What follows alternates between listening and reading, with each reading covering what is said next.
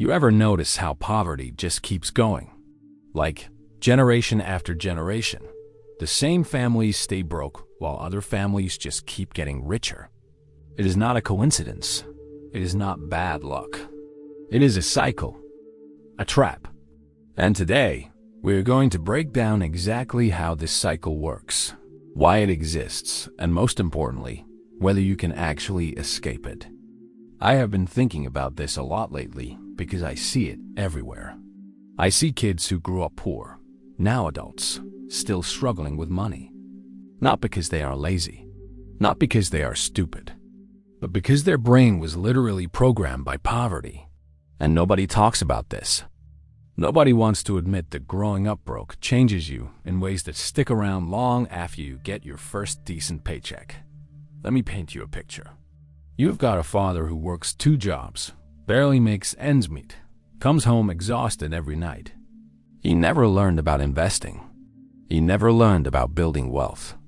All he knows is survival. Work, pay bills, repeat.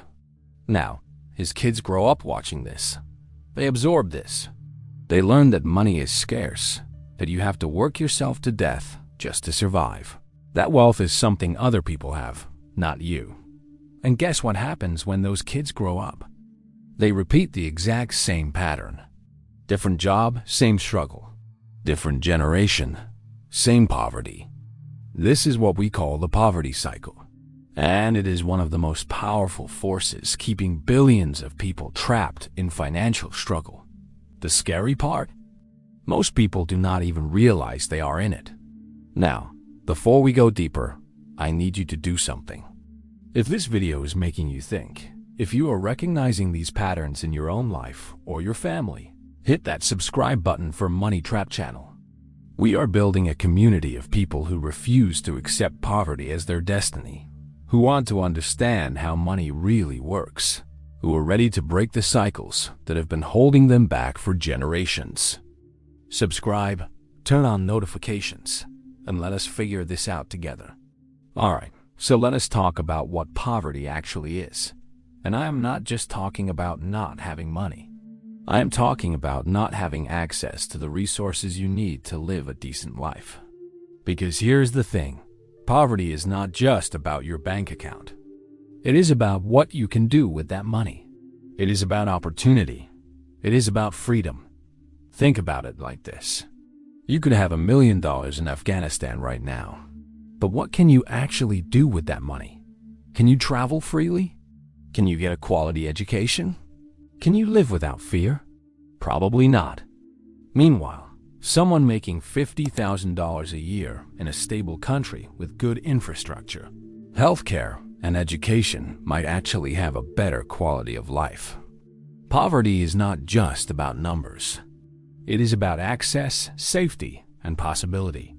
And here is where it gets interesting. Poverty is relative. We do not compare ourselves to people who lived 500 years ago. We compare ourselves to people living right now, in our country, in our social circle. If everyone around you is driving nice cars and taking vacations, and you are struggling to pay rent, you feel poor. Even if, objectively, you have more resources than 90% of humans throughout history. The feeling of poverty is about the gap between what you have and what the world around you tells you that you should have. So, when we talk about the poverty cycle, we are talking about families, entire communities, sometimes entire countries, getting stuck in a loop where generation after generation stays broke. And there are very specific reasons why this happens. Let me break them down for you. First, there is the education gap. And I am not just talking about college degrees. I am talking about the kind of knowledge that actually helps you build wealth. Financial literacy, understanding how investments work, knowing how to negotiate, understanding the difference between an asset and a liability. Most poor families do not teach this stuff because they do not know it themselves. How can a father teach his son about compound interest if he has never had enough money to invest? How can a mother teach her daughter about building a business if she has spent her entire life working minimum wage jobs just to survive? This creates a knowledge gap that is almost impossible to bridge without outside intervention. Rich kids grow up hearing conversations about stocks, real estate, tax strategies. Poor kids grow up hearing conversations about which bills to pay first and whether they can afford groceries this week.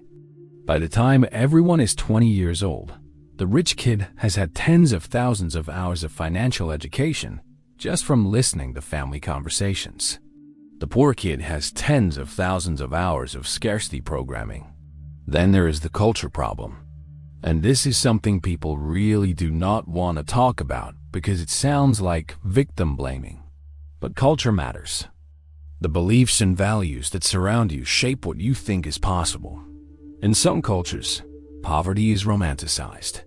Being poor but honorable. Poor but proud. There is this weird idea that money corrupts people. That if you get rich, you will lose your soul or become a bad person.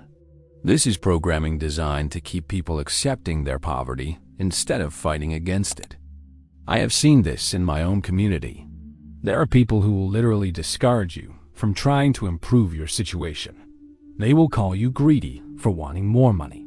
They will say you are forgetting where you came from if you start making moves to escape poverty.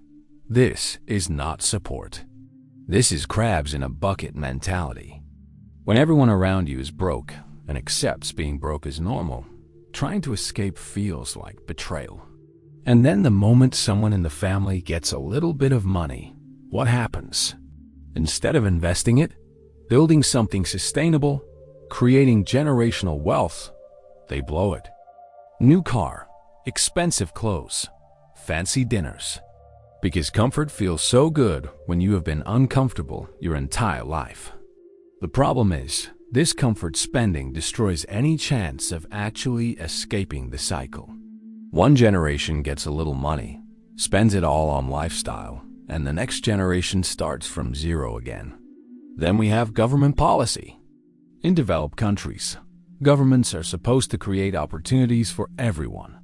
Education, healthcare, infrastructure, social mobility. But in corrupt systems, governments just protect the rich and keep everyone else down with empty promises. They will tell you that you are struggling for some noble cause, for the nation, for tradition, for religion. Meanwhile, behind the scenes, they are handing out land and contracts and tax breaks to their wealthy friends. And you're sitting there thinking your poverty is somehow honorable, when really you are just being exploited. This is how the cycle continues on a macro level. Poor countries stay poor because their governments are designed to benefit the elite. And individuals within those countries stay poor because the system is rigged against them. Now let us talk about the psychology of all this. Because even if you escape poverty financially, your brain might still be stuck in poverty mode. This is the part that really messes people up. You could be making good money, have savings, be objectively secure, and still feel like you are one emergency away from disaster. Still hoarding things you do not need. Still feeling guilty about spending money on yourself. Still making decisions based on fear instead of logic. This is poverty brain. And it is real. When you grow up in an environment where money is always scarce, where unexpected expenses are genuine threats, where you never know if you will have enough, your brain adapts. It becomes hypervigilant. It develops survival mechanisms. And those mechanisms do not just disappear when your bank account gets bigger. People who grew up poor often have this feast or famine relationship with money. When they have it, they spend it immediately because deep down they do not believe it will last. Or they go the opposite direction and become obsessively frugal, unable to enjoy anything because every dollar spent feels dangerous. Neither approach is healthy. Both are trauma responses to growing up broke. There is also learned helplessness. This is when you look at your grandfather, poor, your father, poor, and you just accept that you will be poor too. Why try? Why struggle? It is not going to change anyway. This belief is poison. It guarantees that nothing will ever change because you stop trying. You stop educating yourself.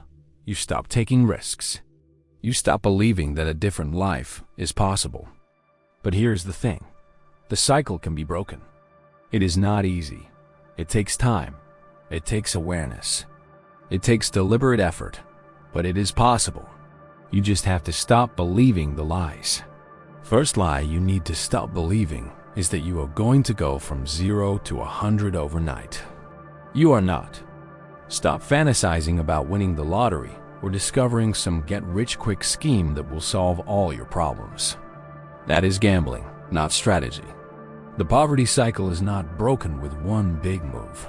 It is broken with 1,000 small ones.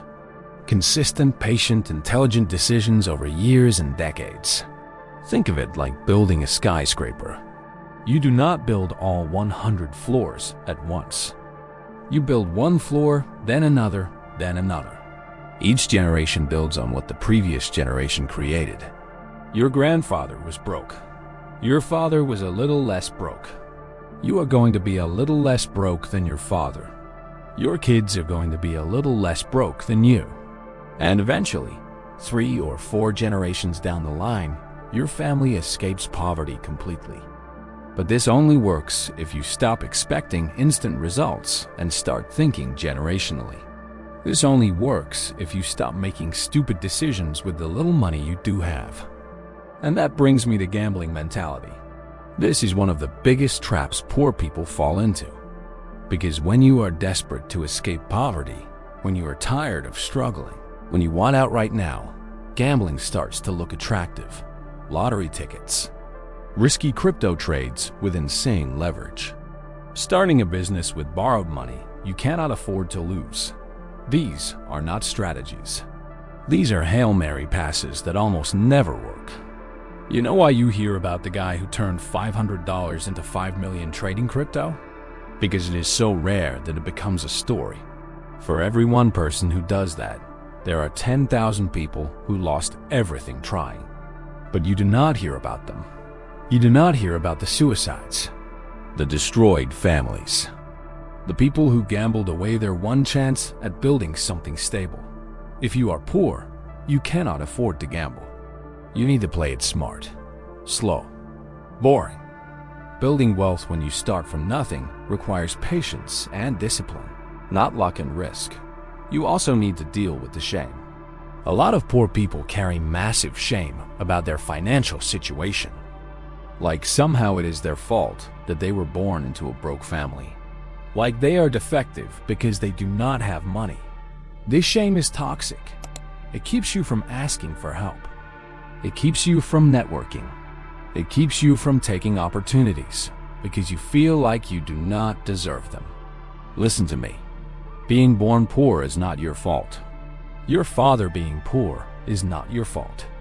The circumstances you started with are not your fault. What you do with those circumstances is your responsibility, but the starting point was not your choice. So stop carrying shame about something you did not control. When you walk into a room full of wealthy people, stand up straight. Do not shrink. Do not apologize for where you came from, because wealth is not a measure of human value. I have met rich people who are absolute garbage humans. And I have met poor people who are kind, intelligent, hardworking, and honest. Money does not make you better or worse. It just gives you more options. What makes someone worthless, in my opinion? Being immoral, wishing harm on others, stealing from people, being the exact same person you were 5 years ago with zero growth. Those are the things that make you worthless, not your bank account. But let me be clear. Just because poverty is not your fault does not mean you should accept it. You should fight against it. You should work to improve your situation. Not because you are defective if you do not, but because life is better when you have resources. Life is better when you are not constantly stressed about money. Life is better when you have options. So what does breaking the cycle actually look like? It looks like education. Not necessarily college, but learning the skills that make you valuable. Learning how money works. Learning how to negotiate. Learning how to build and create value. It looks like making small, consistent investments in yourself even when you can barely afford it. Taking that course, learning that skill, building that side project, it looks like being patient. Understanding that you are not going to get rich in 5 years, maybe not even in 10. But if you make smart decisions consistently, if you avoid stupid risks, if you slowly build your skills and your network and your resources, you can be significantly better off in 15 or 20 years. And your kids can start from a higher baseline than you did. It looks like changing your environment. If everyone around you is broke and accepts being broke, you need to find new people to be around.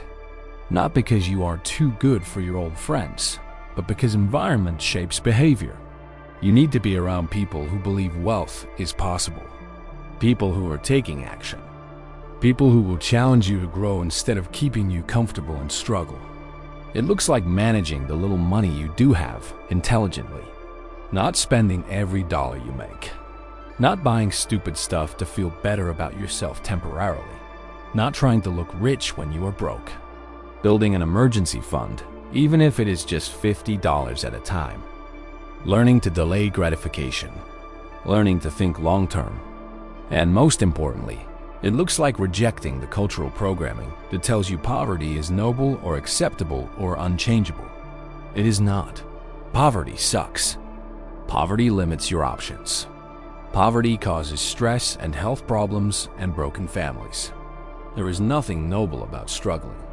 There is nothing wrong with wanting more. There is nothing wrong with working to improve your situation. The poverty cycle is real. It is powerful. It affects billions of people, but it is not unbreakable. People escape it every single day, not through luck, not through get-rich-quick schemes, but through awareness, education, patience, and consistent intelligent action over long periods of time. If you are stuck in this cycle, I want you to know something. It is going to be hard. It is going to take longer than you want. You are going to make mistakes. You are going to get frustrated.